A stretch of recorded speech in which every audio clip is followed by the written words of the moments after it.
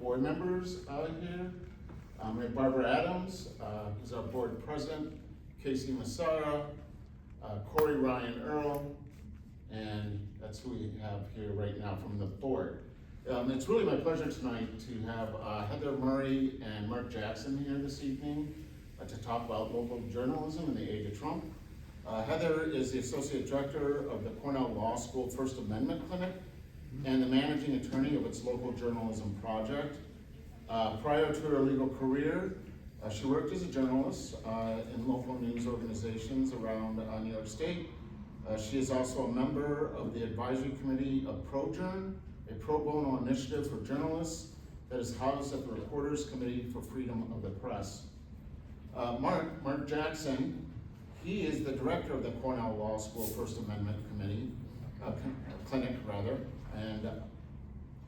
and he, prior to that, he was Executive Vice President and General Counsel of Dow Jones and Company. He is currently serving as the legal counsel for the Brooklyn Academy of Music.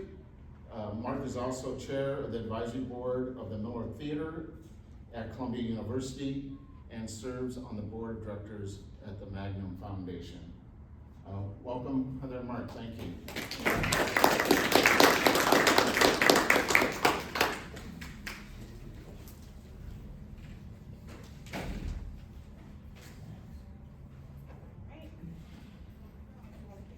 Shall I kick us off? Well, good to see all of you. Appreciate the opportunity to speak about a subject that means so much to us and to our clinic. Speaking of local journalists, Heather was one, I wasn't one, but my father owned local papers out on Long Island in New York, and in our den, growing up, they used to call them dens, at least that wood paneling, there was a framed story about my father getting thrown out of a city council meeting because he complained about them going into executive session. And so it was it was the equivalent of hanging up a diploma. But recently I was going through some files and old photographs of my family, and I saw a picture. My father was on the USS Enterprise in World War II, an aircraft carrier doing great service, right? The photograph is of my father sitting at a desk with a typewriter and the placard managing editor. So my father edited the ship's newspaper, and I take great pride in the fact that his weapon during World War II was a typewriter, which is an inspiration for a lot of the work that I have done in my career. So I was the general counsel of Dow Jones, the publisher of the Wall Street Journal, and I raced to add at the time Dow Jones actually owned 11 local newspapers as well, called the Ottaway newspapers at the time, and I had the privilege of working on that. When I resigned from that position after 8 years, figuring I'd done enough damage, I got a call from the dean of the law school at Cornell, and he said, "Mark, I hear you're unemployed. Would you like to create a First Amendment clinic at Cornell Law School?" A student came to me and said, "Hey, in this age of Trump, really concerned about free speech, can you teach us how to do those cases?" And I said to the dean, gosh, I don't have anything else to do. So I will do this. It seems like the next right thing for my career to train the next generation. I said, I do want to make an amendment to that request of the students. It's not only in the age of Trump that you need a First Amendment clinic. It's not only in the age of Trump that journalists need protection from the government.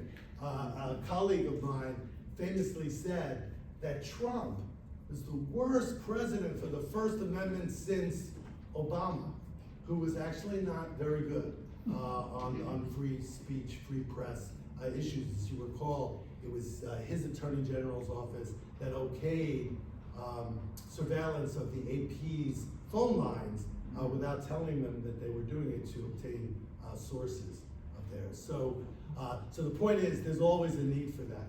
But let me quickly pivot to local journalism. So the clinic itself does free speech cases. So we represent a group of publishers, authors, parents, and students and librarians fighting a book ban in Idaho.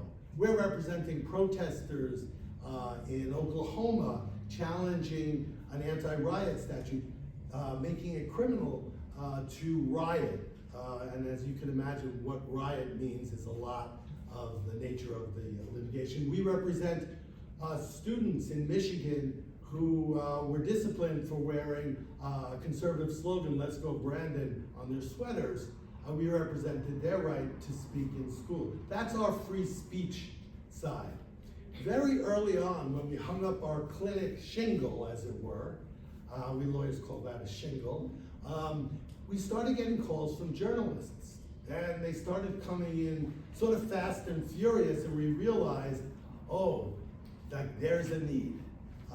And so what we did in order to focus on legal work for local journalists, we created something called the Local Journalism Project, sitting within our clinic. We still do the free speech, book ban cases, anti-riot, but we have a local journalism clinic that is devoted to representing local journalism. And I'll tell you just the impact of branding.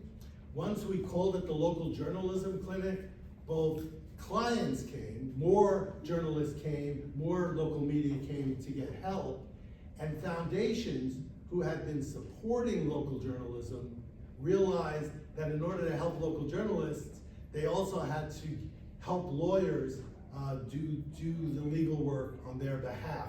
That's what we call lawyers as infrastructure. We hate to be considered infrastructure, but you know that we do play a role not only in defending the free speech rights of the press, but we also enable the press to be financially sustainable by devoting some of our time pro bono to help them do their jobs. So we started the Local Journalism Project. I got funding for that, and the first thing I did was hired Heather Murray. So I'll turn it over to Heather to take us into more of that work. Thank you, and we're the first clinic in the country to have a local journalism project and that focus, and then there were several other clinics since then that have followed our lead, but I'd say we still are one of the two biggest clinics doing this type of work, and do a lot of work in New York, in Pennsylvania, in Vermont, and we also have cases in Arizona and Texas. And when we started out, we thought that our focus would mostly be on access work and defending from libel suits. Those were the things that we thought we'd get the most interest in, and we do get, I'd say, the most interest from journalists that are seeking access to information. They're seeking access to court proceedings, to open up meetings that have been closed. But we also early on realized that, and we're getting calls on a host of other things aside from that, and really expanded also the first clinic, I think, to really do this, expand what we were doing beyond sort of litigation and litigation adjacent things, to helping news outlets with sort of the whole gamut of legal needs that they might have, from they need somebody to look at a freelancer contract, or they have a copyright claim that comes in, right? Or maybe they want to move to nonprofit status. And so we feel all those types of questions that come in as well. We also, in addition to defending defamation suits, we do pre-publication review prior to stories go to print, so that you can avoid, as best you can, a suit coming along later, right? So we do all of those things. And then we also provide trainings on a variety of topics, everything from defamation to copyright, to organizational structure to journalist safety, all sorts of things that people come to us with. But maybe now we move to sort of our topic for today that we really want to focus on is sort of the rise in retaliation against the press, particularly during the second Trump administration, that has filtered down to the local level, and ways that our clinic has been combating those efforts on behalf of clients. And we're going to talk about everything from SLAPP suits, defamation suits, to economic coercion, to subpoena defense, to gagging employees from speaking to the press, to journalists being removed from press lists or ability to access areas that other journalists can, to journalist safety and corporate hygiene. And I'll let Mark start out with SLAPP suits. So when I said to the dean I needed to amend this, that there's always a need for a First Amendment clinic, it's not just Trump, I wasn't shying away from the undeniable fact that this administration brings unique challenges to the First Amendment. We see them playing out every single day. And one of the things we thought we could bring to this group, and we bring to others when we speak, we're not, doctrinal professors on the First Amendment. We see what's happening on the front lines. And what we could tell you is when you have an administration where the president himself is bringing libel claims for coverage, that would have been an absurdity. Well, it is an absurdity, but it would have been unheard of 10 years ago, because the notion is the president has the greatest lectern, biggest platform in the world, doesn't need to sue in order to get his point of view across. Of course, that's not what Trump does. So what we've seen, what we've seen is local government officials throughout the country adopting the Trump methodology. How can we cause damage to the press? How can we suppress coverage that we don't like? How can we impact coverage by using the power of either the authority of government or government resources in order to damage the press? One of our very first cases in the local journalism project was representing an outlet called the Geneva Believer. That's hard for a Long Island person to say that. Geneva Believer. They were sued by a local construction company because the Geneva Believer, see, I have trouble saying it. It's more fun the second one. It should go the other way around. But they had maintained that the city council was unnaturally close to this construction company, such that there were employees of the construction company sitting on city council, and they were getting public contracts. And they sued, and we know they sued thinking, we're a big construction company, we're gonna sue. And of course, they're doing it on behalf of the construction company, but also because on behalf of the city council, we're gonna sue and drive them out of business. And the publisher called us up and heard about us, called us up and said, hey, would you take this on? And we not only took on the matter, but I got a partner at a large national law firm, Greenberg Traurig, to come in and co-counsel with us. So instead of driving the Geneva Believer out of business, the construction company got a letter from us saying, on behalf of the Cornell First Amendment Clinic and Greenberg Traurig, we're representing the Geneva Believer. We're doing it pro bono, and this is a bogus lawsuit. If you pursue this, we will get attorney's fees. And lo and behold, what happened is, in libel cases, oftentimes these things are decided on motion. They sought to dismiss our complaint, and we defended it on the basis of the SLAPP statute, which we won. And guess what? We settled it with the construction company paying attorney's fees. So it was a punishment, essentially, a disincentive to outlets to bring lawsuits if they're stuck with attorney's fees for bringing a claim they shouldn't have brought in the first place. SLAPP, by the way, stands for Strategic Litigation Against Public Participation. And the idea is, if someone brings a suit in order to suppress someone else's viewpoint, they have to overcome a heavy burden to actually succeed, and if they don't, as which happened in the Geneva Believer case, they had to pay attorney's fees. So we try to change the dynamics, the power. Because in the old days, I should say this, then I'm gonna turn it over to you for the next example. In the old days, when I was litigating cases on behalf of the New York Post or New York Magazine or Star Magazine or HarperCollins, it was celebrities that would bring libel cases because they had the money. And they tried to use their power, both their money and their fame, to bring libel suits, even if they weren't justifiable, to impact coverage. What's pernicious and what we're seeing in the age of Trump is government officials are doing that now. And that is far, far worse. Mm-hmm.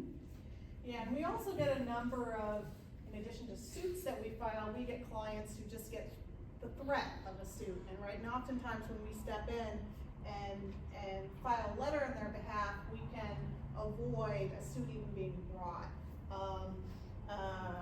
A recent example would be for a client documented in New York City. They cover immigrants, and they did a big expose on the Church of Scientology.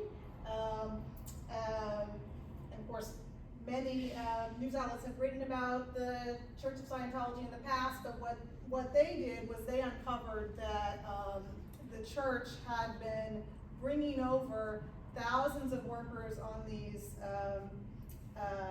immigrant religious worker visas, and then having them do work that was not really religious in nature, having them like clean out dumpsters and do other, almost like indentured servitude for very little pay.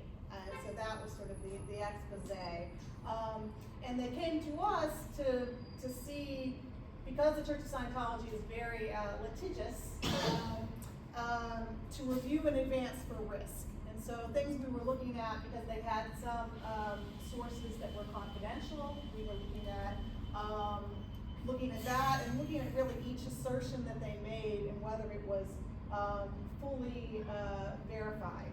And happy to say that we did not get a claim from the Church of Scientology, so that's great. And we do those regularly. I'd say at least a couple times a month we're getting threat letters in, and sometimes it's on a story that we already vetted in advance, and we knew that there'd be some risk, right? Somebody's not going to be happy with this story, because just because you have a lawyer vetting it in advance doesn't mean that you might not get a claim letter afterwards, right? And of course, many clients get letters not only upon publication, but a good journalist who's covering a subject and saying negative things will go to that subject for comment, and oftentimes the clients will get lawyers' letters saying, don't publish that story or we're going to sue. And that's the kind of analysis that we engage in a lot with our clients to make sure that if they go ahead with the story, that they do so with minimal legal risk. So if someone's all bluster and says, this is false, we'll sue, we don't have to change our story. If someone comes forward with a fact that maybe we weren't aware of, our client wasn't aware of, then we might engage in a further discussion with our clients. That's the application of the famous New York Times v. Sullivan standard, and that's part and parcel of what pre-publication review is about. So we were talking actually right before we went to the lectern, we talk over time, but we were talking about legal notice advertising and how that's an important source of revenue for smaller outlets. Heck, it's an important source of revenue for any outlet that's lucky enough to get it. And we have a case I want Heather to talk about, which has taken up, I would say, the majority of our time and our emotional energy, but it's an example of how government has used their power to try to impact coverage. And it's a really important case, and it's not the only one we've seen like this, and we really think that this is something you need to know about. Yeah, and I'll say before I start that it's, analogous to what you're seeing on the federal level, where Trump issued this executive order withholding federal funding from NPR. It's very similar to what's happening to not just the local news outlet that I'll talk about here, but we've actually helped a couple of other outlets as well with this exact same issue, but we didn't have to go to a lawsuit with those issues. And so this case, we brought it 2.5 years ago now on behalf of a local news outlet in the Catskills, Decker Advertising. And they came to us initially, referred by the Press Association, and said, we'd love to have you write a story about freedom of the press, an article that we can publish in the paper because of this issue we're having. And we listened to the issue and we said, actually, you have a First Amendment suit here. And it's not something that I think is intuitive for journalists, that you would have a suit in a case like this. But it is a First Amendment violation if they're taking away funding from you because of your critical reporting, right? So the county government has been publishing legal notice advertising in the Decker Advertising newspaper, the Reporter. So there's it's a public benefit that the Reporter receives and other journal outlets throughout the country receive in legal notice advertising. Here, and this is what Heather will talk about, here in this case, the county government took away the legal notice advertising because they didn't like their coverage of county business. And that's what made this one particularly troubling. Exactly. So when they came to us, they had received, this was already a year after they'd lost legal notice advertising, and they received a letter signed by 39 county officials. And the letter, which was excoriating them for their critical coverage of the county, said, we switched newspapers in part because of your reporting to send you a message. And so that, as soon as we saw that, we said we call that a smoking gun. That's a smoking gun. We said you have a claim here. And so a few days after we met with them, lo and behold, this letter that they sent privately to the publishers of the paper then ends up leaked by one of the county officials and ends up on the front page of a competing newspaper, where the headline is something along the lines of "County has no confidence in the Reporter," the newspaper. Then 2 months later, New York Times has, this is during the waning days of the pandemic, New York Times has a reporter who moved to the Catskills during the pandemic, has been reading her local newspaper, as she should be, sees this issue, and pitches it to the New York Times and says, I think this is not just a local issue, it's a trend, and I want to do a story on it. And she did feature our clients in a story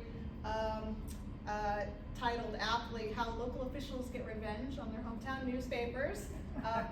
5 days later, our client then, I get copied into an email chain because the county officials are gagging employees from speaking to the press. And this is right after that big New York Times story comes out. And so this suit has been going on for a couple years now. It is one of only a couple cases in the country right now that we're aware of on the gag issue, but even on legal notice advertising, I think other than the case for the Long Island newspaper, it's really the big legal notice advertising case in the country right now. Right, so it's been wildly hard fought. The county officials I think they've been poorly advised. but they've been fighting this tooth and nail. They take it very personally. They've all been deposed, and these are now motions. We call this motions for summary judgment. We're asking the court to rule as a matter of law that we're entitled to relief, and this is presently pending before a federal judge in the Northern District of New York. It's going to be an incredibly important decision if we win, because it'll send a message that you can't use the force of government to impact coverage. Where I not only hope for wins all the time, but I'm selfish. I'm hoping for some really good language, you know? Yeah. Because it's a principle that a court ought to really stand up and say, you can try to coerce the press in their coverage through government means. And we already got some nice language in a preliminary decision at essentially the motion to dismiss stage on this, so we have a very good judge in the Northern District, so we'll keep folks posted on that. And I'll note briefly that we had another case for the Palladium Times in Oswego, where the town supervisor of New Haven switched legal notice advertising to the Syracuse Post-Standard. And there was also a smoking gun, but so much of a smoking gun that they decided just to settle with us. The supervisor posted on Facebook saying that because of the inaccuracy and slanted news, he was switching papers. And then he also sent a text months later to our publisher saying that he would consider moving back to our newspaper if they would do coverage a certain way, and if they would quote him in an article with respect to open government advocates that he was having a fight with. He wanted his position to be printed as is in the newspaper. And of course, the publisher did not agree to that, but it was a smoking gun. Do we want to move on to subpoena defense now? Yeah, so another example of something you're seeing on the national level, come to the local, is efforts to get at reporter sources. When I was at Dow Jones, I used to have to fight the Chinese government for infiltrating our network to try to get our sources. But the government here does it too. I talked about the case under Obama. We recently had a case where our client in Sullivan County got a subpoena for his sources on a story about the report that was done by the county about the local constabulary. That's the word, right? Constabulary. Yes. And that's not particularly relevant. I just wanted to say the word. But what the party seeking issuing the subpoena, seeking the sources, was suing a third party for libel. So they weren't suing our client, the newspaper. They were suing someone else. But they thought, heck, our client actually has the source of the report. We want to know who that was. And we had to go into court to say, actually, there's a New York Shield law, and it is intended to protect journalists from giving up sources.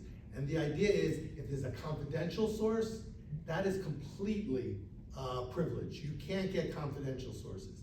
If it's a non-confidential source, and we can talk about the difference between those, but because there are gradations. But if there's a non-confidential source, there's a three-part high-level burden to prove. One of them being you can't get it from any other source. Second being that it's critical and necessary to your case. And only then could you somehow overcome the privilege.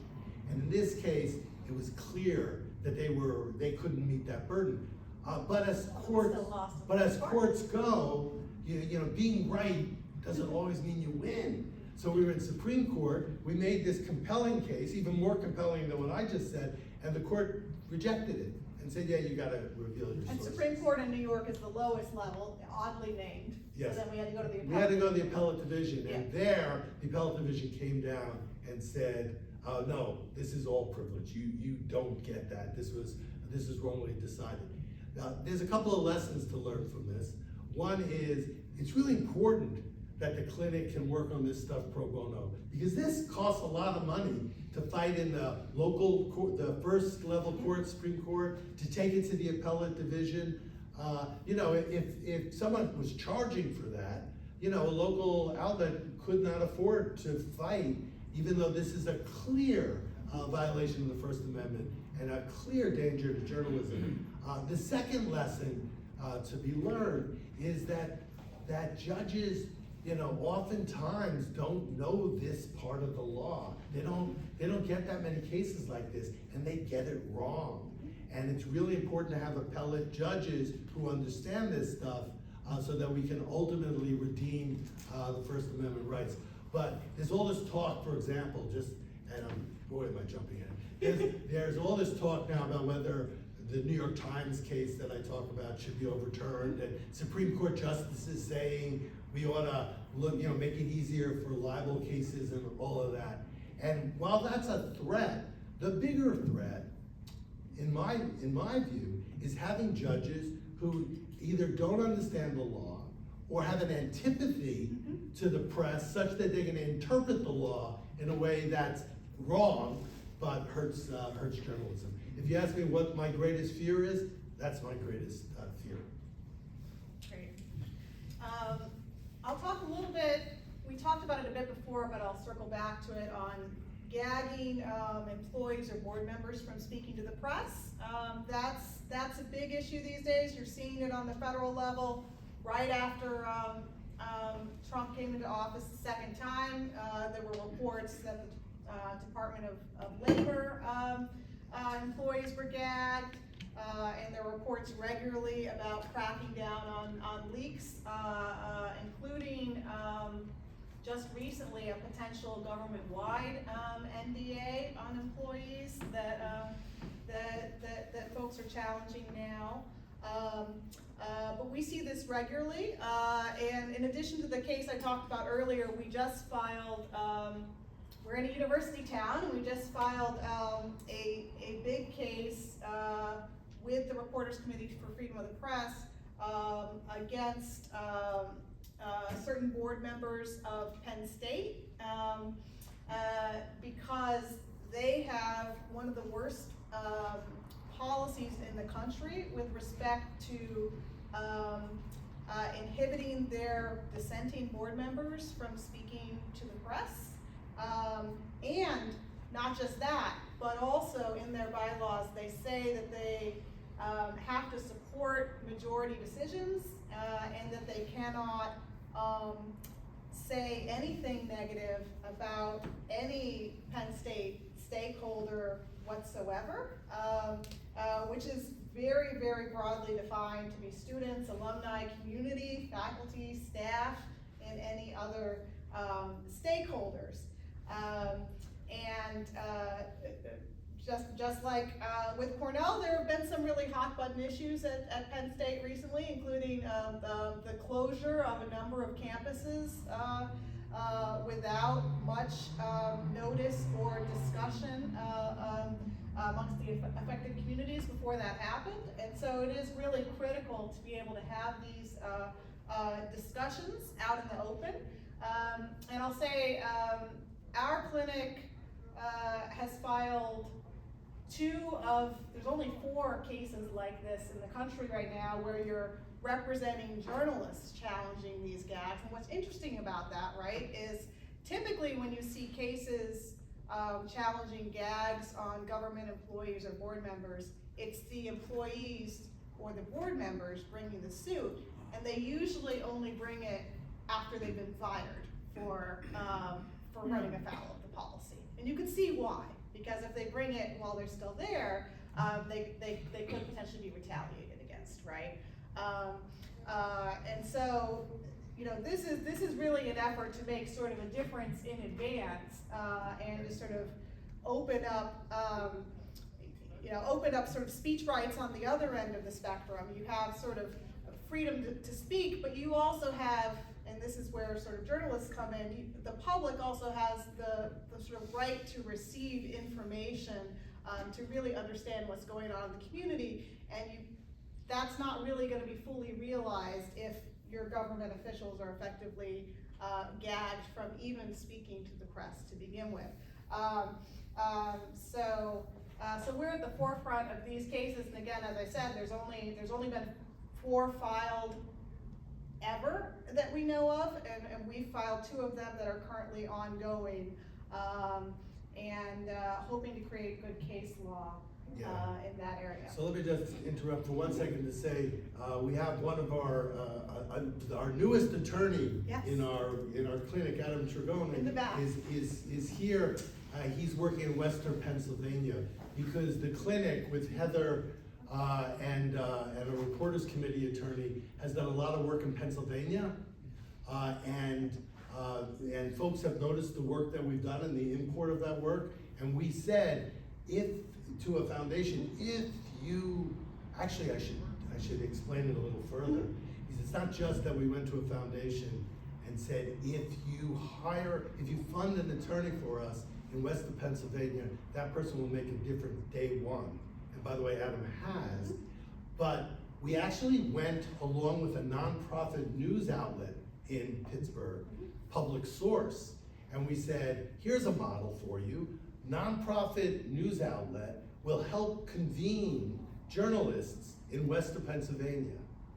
And they'll talk about sustainability, best practices, all journalism, all those things. And the clinic will not only go to those convenings and talk about the law and train, but will represent the network. So wow, can you have an impact on a specific ecosystem? So we're very excited about that. But what I wanted to raise to on the law is it's not only these gag policies, there are other ways in which local government, and you might see this in your reporting, where it's really hard to get a government official to speak because it's a policy. You only speak through the PR person who actually says nothing, ever. That's their job. Yep. But Heather's going to talk about another way in which the government actually could prevent us from doing our jobs, right? Yeah, I'll also quickly touch on removal from press lists. That's what I'm talking about. Which has come up several times recently. One for the same client that we were mentioning earlier in the Catskills with the legal notice advertising. Ever since we filed that suit, which has been very contentious, there have been sort of continuing issues between the county and our client. And after the local DA was unhappy with a story that essentially made him look bad for a practice related to the local prisons, where people were accusing him of recording confidential calls. He then proceeded to take our client off of the press list entirely. And we also had that happen for another client at the Rockland County Business Journal. For that client, we actually put in a letter explaining why that's a First Amendment violation. And it is because if other media have access to this information, you as this Ithaca Voice would have equal access to that information, right? So if you're being kept off the press list, you do have a First Amendment claim. We're seeing this at the federal level, right? Which is, I was just about to jump in to say, you recall, I was going to say with the AP, as you'll recall, the Trump administration kicked them out of the White House pool. I can't believe I have to say this sentence. Because they refused to call the Gulf of Mexico the Gulf of America, right? And I grew up on the Gulf of Mexico, by the way, so it's very irate my own. But the point, it's a very interesting legal point though, that's worth thinking about, which is the government doesn't have to let everyone in a room, not everyone gets to be there. Right. But you can't exclude people for either retaliatory purposes or to further your own sort of your own agenda. Exactly. Do we want to move on to journalism? Yes, yes. All right. So, again, the theme of what's happening on the national level impacting here on the local, and unfortunately, one of them is safety. When you have a president who calls the press the enemy of the people, is constantly berating the press and the public, we find that local governments, we find that people, individuals, treat the press with less respect or outright violence. And we've seen that in lots of places, and we've seen it a lot during protests where actually journalist safety has really been an issue. It used to be that journalists would tangentially get hurt because they were amid the action, but now what we see, and it's really worrisome, is that journalists are actually targeted by law enforcement or citizens that have an antipathy to the press. So there's a real concern about physical safety that we advise our clients on because it's just a fact of life. And of course, in this digital age is another way to do damage, which is in the data security.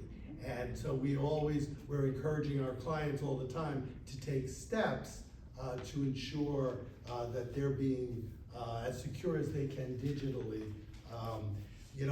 Heather's going to talk about hygiene in a moment.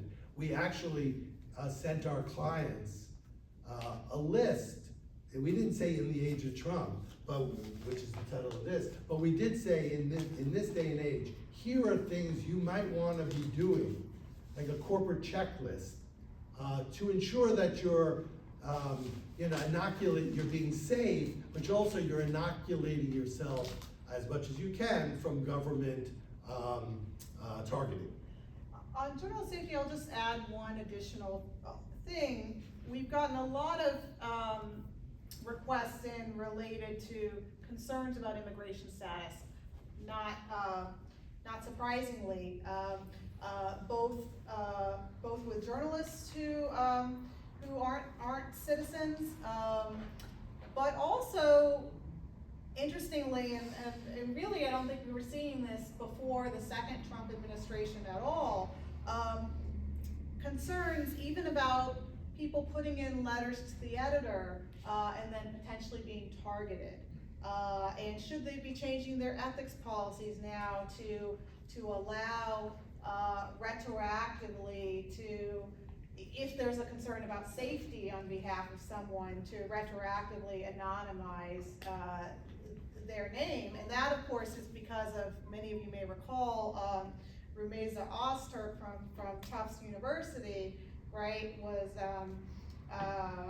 detained really just for putting in a letter to the editor, right? Apprehended on the street by Yes. 3 guys in all black. That was one of the first sort of immigration arrests. You know, we got calls soon after that with editors that were concerned about. Yeah, absolutely. Yeah, very concerned about that. To talk about corporate hygiene for a second, quickly. Yeah, I think you said most of what I would have said Okay. already. I'll just add that this is not really just for journalists, but I'd say nonprofits sort of across the whole sector have been concerned of late of potentially being targeted and have been really working on corporate hygiene, making sure that their compliance in all areas is up to date. For example, being careful that you're treating your employees as employees when they are Yep. under the law as opposed to independent contractors. It's a big one. Is a biggie. Of course, all the tax treatment. We were also getting a lot of requests related to, and this is connected, related to DEI because of the targeting there, even just what should be on their websites, and so we've consulted with a number of journalist clients regarding that. All right. Yes. What about the market segment of faith-based organizations? are you seeing any activity coming out of that space for these issues, these kinds of issues? Churches, nonprofits that are church-based, that kind of thing? Whether the government is sort of targeting them, I have not been aware of that. Interesting. Yeah. I just think about with the pressure towards the national establishment of Christian churches, that would start to be an issue for churches which aren't quite so strong creedally based. Oh, interesting. Yeah, I mean, Maybe it's a new market. Yeah. Yeah. Hire another, But more it- funding. It Yeah, could be. but yeah, you know, there's potential. Whenever you get a government benefit, you have to be careful because it comes with, you know, potential risk. All of our clients wanna, be under the radar, and, you know, some of it is, you know what, you probably are, don't worry about it. But it's not the best advice. The best advice is balancing, you know, your notoriety with just keeping some good practices to avoid that kind of thing. How are we doing on time? I want to be careful so that we can get questions. And I was gonna say, Yeah. we'll have time for more questions when we reach the panel portion of the Yeah. discussion. Yeah, okay. Okay. So, Yeah, because we could talk for a bit more or open up to questions now either way, because we have a bit more we were planning to say. what's your pleasure? We could, yeah, we can sit down to do Let's that. do that. I think you've gotten a good sort of sense of what we do, and if we haven't gotten to a certain point, we probably, regardless of the question, can put that in our answer. There we go. Hey, I'm Jimmy Jordan, the managing editor of Ithaca Voice. You've already met Mark and Heather, and this is Megan Zerez walking towards me, our senior reporter, and she was the producer of the podcast, and Hailea Potter, our news reporter of The Voice. So, I'm just gonna kick things off with a quick icebreaker. I've also got some other questions, but we're gonna really prioritize questions from the audience. So, I think you've already talked so much about your work, Mark and Heather, and now we're also going to hear some reporters, but just as a quick start to things, what's something that you think people would be surprised to learn about your job actually entails? You can pass to someone else. You guys wanna do it? Yeah. Why don't you all start? Yeah, why don't you start? Well, it's a very varied job. It's very cool, which is what I like about it. Yesterday, working on 4 different stories, and one of them involved a small hike out to an open cesspit. Super fun. But also, you know, ending the day with breaking story about a hate crime, which, you know, Allegations. hate crime allegations, right? And of course, the election, which I hope you all voted in, if you're registered in a party. But that's, sorry, I maybe took the fun things about this job. I mean, I think people would be surprised just how much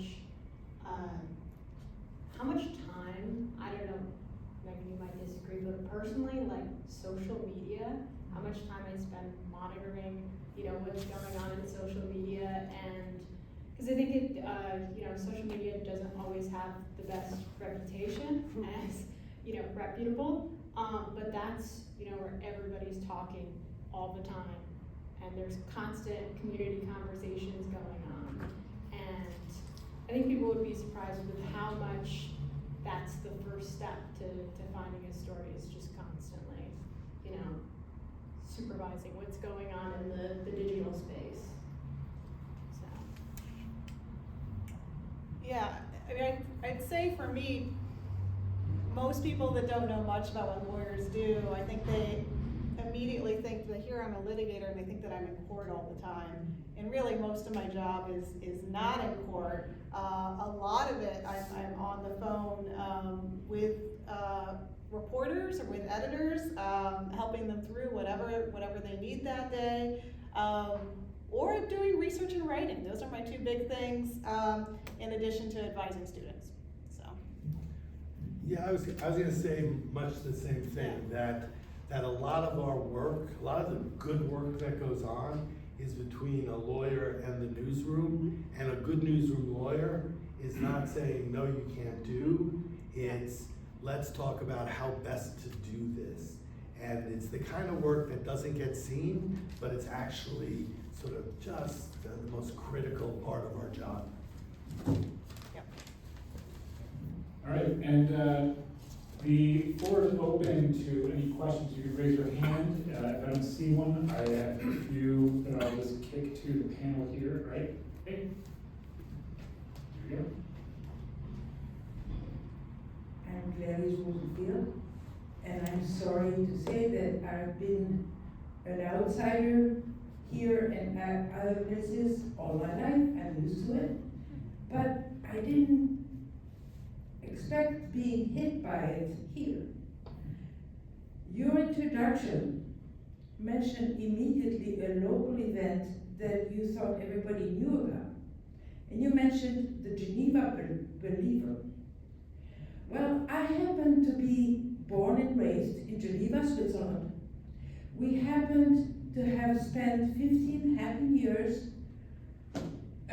in Geneva, New York, and coming here to live and retire. And when you started to talk about the Geneva Believer, I just couldn't understand what you were talking about. And it took me a while trying to figure out what you talked about. And I realized I was missing the point because I couldn't figure out what you were trying to teach us. So I'm sorry to say that part of the exhibit A was lost on me. Okay. And another point, since you mentioned Trump, and since my mother tongue was French, is French, I want to mention that the word Trump as a verb not only means to make you feel like you're bigger than everybody else, but also that down below, you are a cheater. That's what the word means also. I don't know if it means also that in English, but I thought it was important to underline the fact that it does mean that in French. That's all. Good. So can I just respond to the first part very quickly? Just to say the point of the Geneva Believer story example was the use of bringing a legal action, a libel action against a publication, not because they were damaged, not because the journalism was bad, but to stop the journalism from happening. That was why I mentioned that example. And I'll just note one thing too. It was a small upstart publication, so if you hadn't heard of it, that wouldn't be unusual. So just bouncing off of that, I have a quick question, and sorry. So Geneva Believers is like was a newspaper. News It's a outlet. news outlet. Online. Online. Yeah, I think that's what. Online. Yeah, that's what I think she was. Online. Yeah. That's what. Was, I see, Thank you. was not a newspaper. Yeah, No. okay. Now, but it was okay, I a can journal. try to go back and Yes, understand the rest of it. it's journalism, it's not a newspaper. Right, Right. right. Thank you. And News online outlet, yes, publication. yes. So just to bounce off of that, I mean, you talked a lot about the types of cases you're able to bring forward and challenge pressure from power to, perhaps undermine reporting. But we're in a very different age for media. Newspapers and media make a lot less money than they used to. I mean, there's a time and place where decades ago, a newspaper was kind of a cash cow in a little market.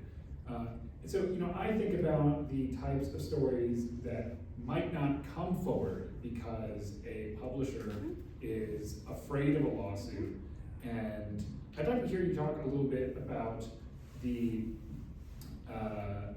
that context for why a clinic like the one that you both work at exists. That is a critical question.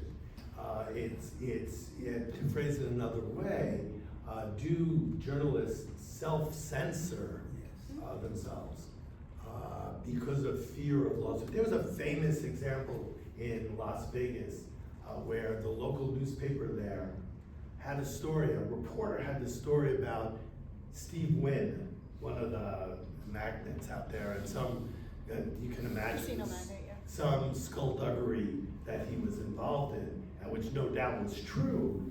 And the editor read it and said, "This is a great story. I can't publish it. I publish it, and we all lose our jobs. And I can't, as the editor, actually go forward. I've struggled with it. Great journalism, it kills our business." So he didn't do the story. I forget, a national publication came on and did the story, so it got out there. But it does raise this issue, and part of the reason we created the Local Journalism Project was to say to clients, if we are here to provide pro bono work for you, what investigative pieces would you do that you couldn't do without us? Encouraging that kind of good journalism, because we've got your back. It doesn't protect against, we can't say no one's gonna sue you, but we can say we're gonna bulletproof your story, and if you somehow get sued anyway, we're gonna be there to defend it.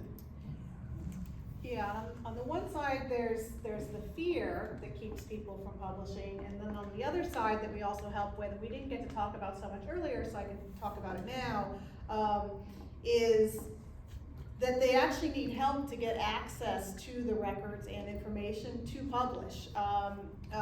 One good example of that is, and it was a years-long process, including a lawsuit and then several additional rounds of negotiation with the Department of Labor for a client of ours in New York City documented what they wanted to do and what they have done. You can Google them, and they have a wage theft database that they've put up that has the largest collection of publicly available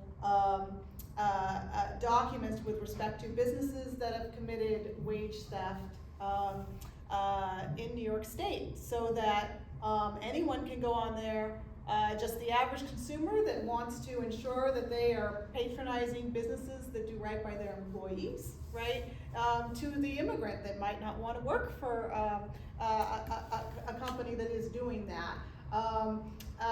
And that is something where we partnered with them to file a suit to get access to these records, because the Department of Labor, even though these records are public records, the Department of Labor was unwilling to provide those records to our client in any kind of a timely manner. And so we do that type of work regularly. Just to get back to the topic of, whether journalists self-censor, I think this is a lot less of a problem in independent nonprofit newsrooms, which we are lucky to work in. I think that is part of the reason why maybe you're seeing a little bit less of the traditional for-profit papers, that you might be familiar with. In part, one, this is never, I don't think it's profitable anymore at all, which that's why they call it nonprofit for us. But no, there's a difference between nonprofit and no profit. yes, that's correct. The profit is journalism. But I think that's a lot less of a problem in newsrooms like ours. But I will say, even the limiting factor isn't really like fear of, sometimes it's not even fear of the lawsuits, it's just not having the bandwidth or the funding or the resources or the time to pursue all of these things.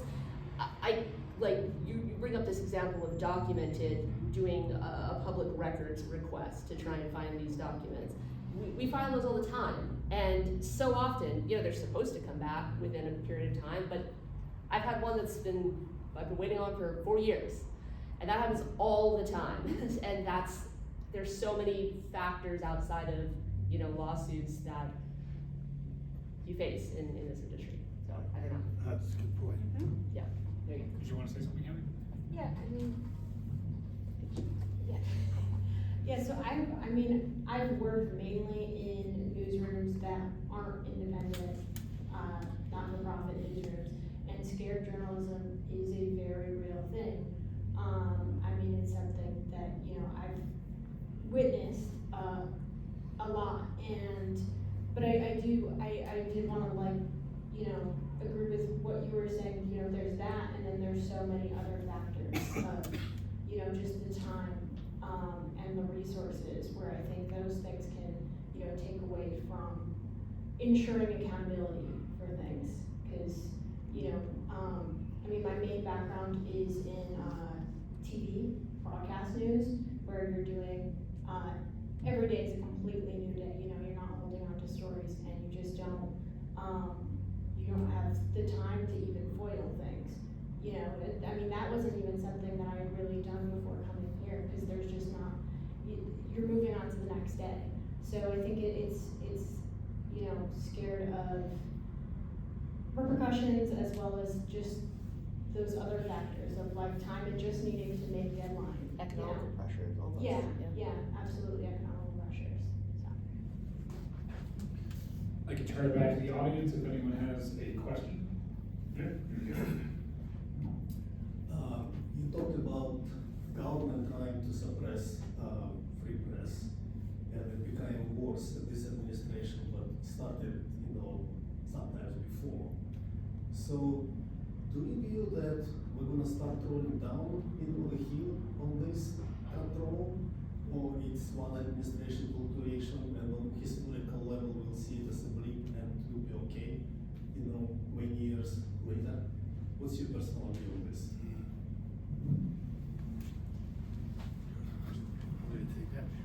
Yeah, that is the question, and it's not just on the issues we're talking about today. It's all sorts of issues. Does it change with when the administration changes? With respect to the First Amendment, and press freedom, I do think that it'll change with the administration, because the antipathy won't be there. Those targeted lawsuits won't be there.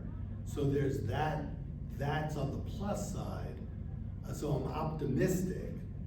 But on the negative side, the number of judges who have been appointed that might share that anti-press view have lifetime terms. Now, I'm not just talking about the Supreme Court, I'm talking about on the federal level.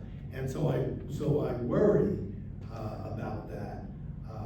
But overall, I'm pretty optimistic with the aid, it's when I'm proud of being a lawyer, with the help of lawyers representing journalists and others, that we will turn the tide on free speech. That's my view. Yeah, and I'll just sort of underscore that, and we've talked about a bit earlier, that this administration has really gone far beyond any prior administration. And I think that was recognized even by Amnesty International recently. They always put something out on World Press Freedom Day, which is May 3rd, for those who don't have that in your heads. And usually, this World Press Freedom, usually they're not focusing on the United States, Amnesty International, they're usually focusing on international issues. But this year they put something out on the US because of the real threat, an increasing threat to press freedom here. And in the past we've been seen as really a beacon for the rest of the world on this front, and that's not currently the case. So.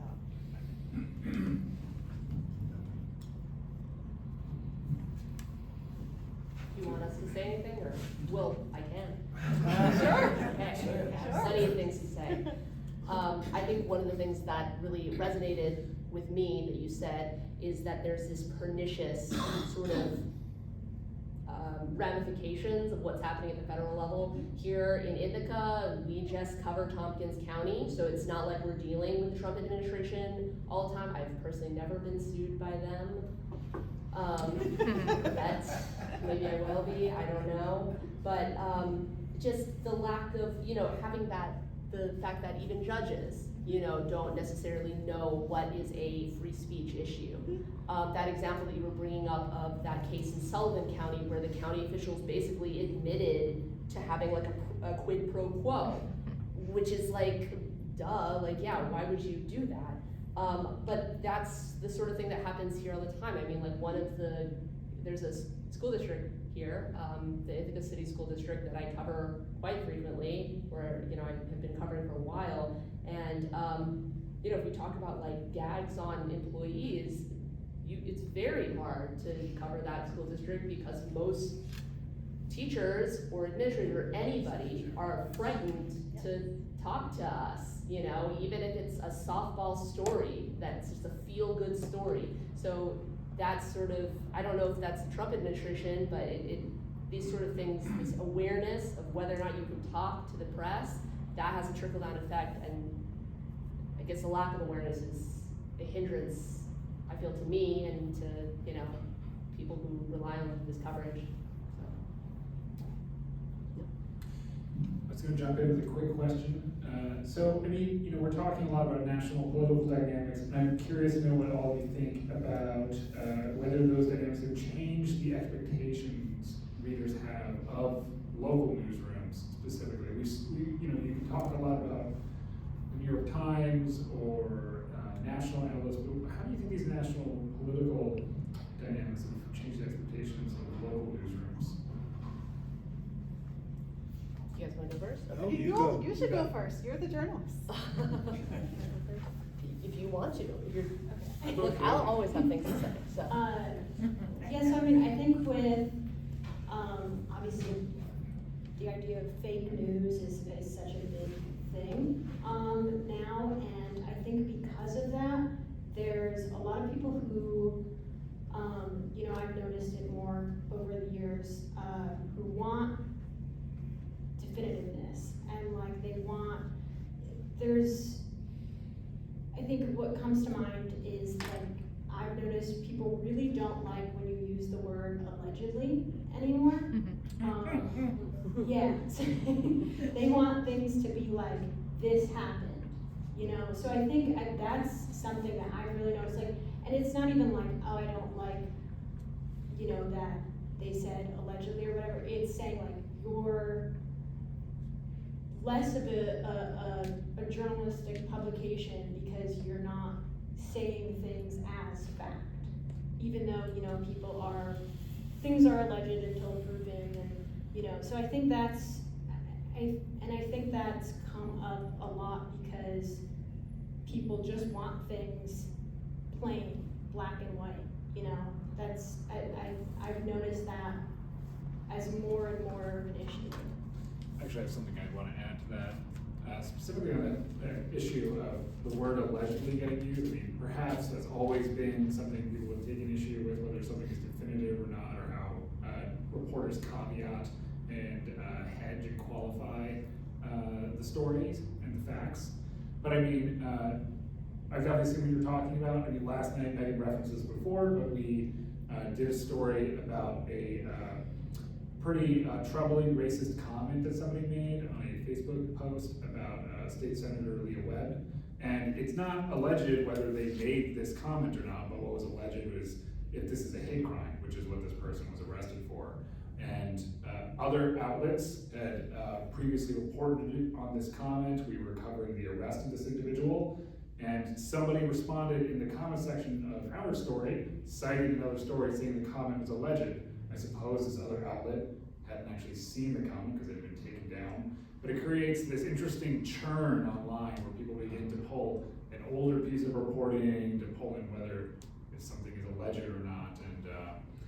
And that feels like a very modern type of social media interaction where there's pieces of reporting on the same story from different outlets coming out at different paces with different pieces of information, and they're all interacting with each other, and somebody out there is trying to make sense of this and form an opinion of whether something is alleged or not. And so this desire for definitiveness, or in this person's case, their argument that something was alleged. It was just interesting to see play out in the comment section. I have something to add there.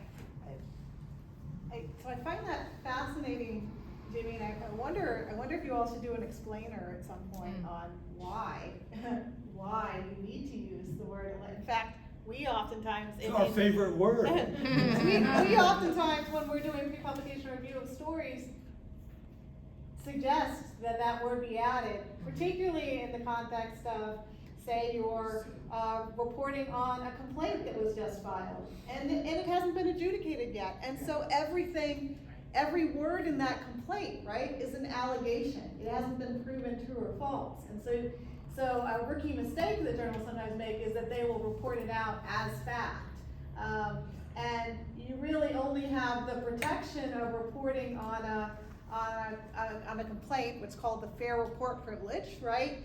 If you do it this way, where you say this is like an allegation as opposed to fact. So I think that would be an interesting thing to educate readers on at some point. So.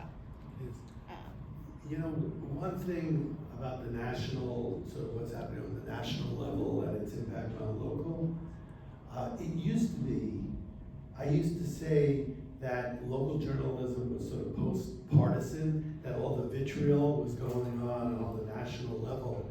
And I'm finding that less and less to be the case, and I'm actually curious how you're seeing it. But it used to be, people used to talk about local journalism saying, well, it's a respect for journalism because you bump into the reporter at your kid's high school basketball game. You know, you can't engage in that vitriol. But at least with respect to the clinic, we're seeing more of that on the local level, partisanship, anger, vitriol than used to be the case. I'm just curious from the other side of the panel whether, you know, what's your views on that? I think it's an online thing that everyone can just, like, you know, you can bump into me at Aldi, but more likely than not, you're probably gonna have a lot more interaction with me online in a different setting where everything's a lot more anonymous, and it's so much easier to be mean when you're behind a screen and you're not just buying bread together or something. So I think that's frankly most of it. But it is always so nice, like being in such a small community, to run into people and then they're like, oh wow, we're all just regular old people. So yeah, it's really cool that you all are also out here interacting with us in this way. Thanks. Go Fred. We're getting close to the end, and I want to say thanks to the Voice for getting us together, and thanks for the panel folks here. But I'm really intrigued with the wealth of information that you're describing coming out of the organization at Cornell, excuse me, and how that applies to smaller communities. So I grew up in a small town in Michigan, about 4,000 people, in a county probably smaller than Tompkins. And in our town, there was one business, a die casting company, which supplied the Whirlpool and other things. That one small company in that small environment, in that weekly newspaper, there was a lot of power there. And the things you're describing, it seems to me, open up the possibilities for people in those situations to really think about what some of their actions are. And I'm thinking about tapping into, I mean, you're working day to day and you're generating all this stuff, but we got some reporters here. I'm thinking of ways for the Voice to make more money. The thing that irritates me no end is the word deal in our whole news environment. Our deal, I got a deal, you got your cards. And I'm saying, we used to think about treaties and contracts and agreements. And deal comes out of that book that sold, what, 1.25 million copies, The Art of the Deal. And I'm thinking, if I were a book writer, I would be thinking about a book where the title was The Art of, and the deal is scratched out, the art of judicial bullying, because it's got a brand name already, but that would get to the local people without thinking about how they could react and how they could draw on. And then, so I'm excited about your wealth of information. Well, thank We you. just need some of these reporters to report on you guys. I'm working on the boat now. No, I think there's some questions. Yeah. Oh, thank you. Yes, okay.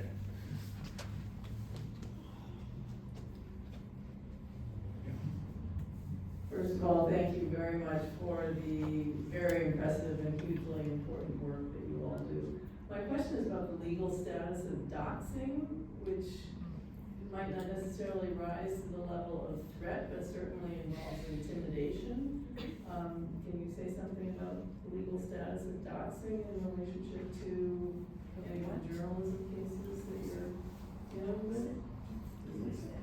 Yeah, we haven't actually, I'm thinking, we haven't What actually is had that? to deal with What that, is those? but. Yeah, explain Okay, here's my off the top of my head doxing explanation. A doxing would be when you intentionally publicize information about somebody, or there's a coordinated effort from a group to try to, basically in my mind, make their life uncomfortable, expose them to public criticism, interrupt the normal flow of their life, make some sort of By publishing like their personal information, like their Personal address, information. their phone number, their home address, so people can like, blow up their cell phone or show up at their home and make threats. That's what doxing is, posting that information online. I love this question because I also want to know the answer, because Do you know where this word comes from?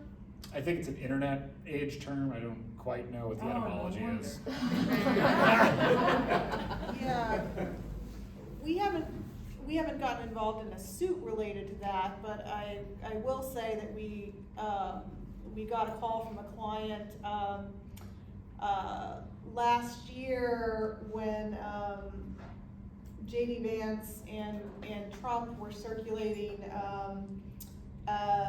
stories about Haitian immigrants eating dogs and cats. We have a newsroom client, the Haitian Times in the Bronx, and their managing editor had done a story related to that issue and sort of demonstrating that it wasn't, this isn't true. And had gotten the police department sent out to her house. So somebody had called the police and made sort of false claims against her, and that resolved without the need for intervention. But we are seeing that from time to time, and it is something that I think happens more, unsurprisingly, with female journalists than with male.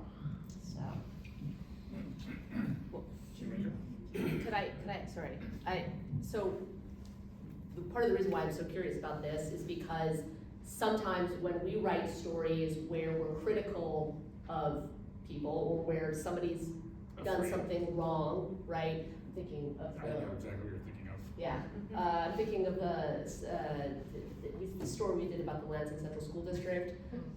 We had an accusation from one of the sources in this story when we approached them with,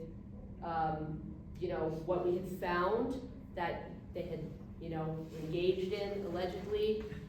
They accused us of doxing them. Yeah. And they said that we would be taking legal action against the Ithaca Voice, and obviously that did not happen. And it's not like we were going to publish. We never publish anyone's personal details, like their cell phone or their address online. We're not engaging any of that sort of thing. But this is not the first time that I've been accused of trying to dox someone in just the process of doing my job. Did you name their names in the article? No, it's just, so whenever we write something, if it involves anyone, we'll go to them and we'll say, hey, this is what we've heard, these are the allegations we've heard about you, here's a chance for you to provide comment. And often that's where the accusations come from. Somebody gets very defensive and they'll say, you can't be writing a story about this, like, even asking me this question, I don't like. And it's uncomfortable, but. I got something to add to that. Yeah. Yeah, I mean, the instance that Megan was talking about is an interview that I sat in on, but yeah, I mean, in this case, this individual that we're thinking of, this has happened to me in other cases too, where, you're basically just saying, you did this publicly and these are facts, so, sometimes people just don't want to have to explain what they did because it's embarrassing, or the article they feel could potentially be embarrassing to them. There could be a whole range of issues. And so this accusation of doxing, I have always felt in every instance where it's been made to reporting that I have worked on is more of an attempt to, intimidate and prevent you from asking, reasonable questions based on available information. No question. Part of what we've seen over the last several years is the misuse of language, switching words to mean other things. And we see it when, Trump is pretending to defend the First Amendment when he's actually undermining it. So calling journalism doxing is just a way to try to suppress or diminish the speech. It's completely protected by the First Amendment. So to answer your question, when we see this, it's not a real good legal remedy, but we would do whatever we could to defend the journalist in that circumstance because it's really dangerous. Okay. So I just heard the dinner bell, and that means our panel is coming to an end. Ron gave me the tip. So thank you for everybody for coming out. This has been wonderful to have the engagement, and thank you for Mark, Heather, Megan, and Hailea for participating.